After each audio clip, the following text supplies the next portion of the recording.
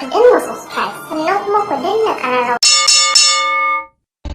Ranke daɗe, an ce tun da kika fara walakanta Umar Hashim baki sake murmushi ba. Ko menene dalilin haka? Ba zan taɓa yin murmushi ba. Saboda me? Har sai na tabbatar da cewa wannan tarkon ya ɗane da shi. To idan kuma ya samu ya kubuta fa? Ba zai iya kubcewa daga wannan tarkon ba. Amma menene dalilin ki na faɗar haka? Babu abin da Matawalle ya sana sama da mai da hannun kyauta baya. To idan ko baka bukata fa? Ko baka so, ka karɓa ka baya. Umar Hashim, ka ji gaba ɗaya tsarin Matawalle, me zai hana ka karɓa? Bana bukata.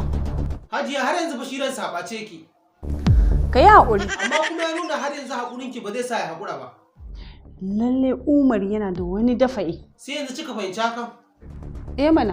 Amma ba kya tunanin idan Matawalle sani akwai matsala? Matawalle baya taɓa cewa zai yi magana da mutumin da ya mai da hannun kyauta baya gare shi. To idan kuma... Dakata.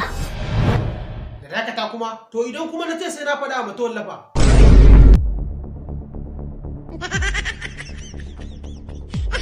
Amma kuma Matawalle ya ce gaba ɗaya masana'antar nan ba wanda yake burge shi sama da Umar Hashim.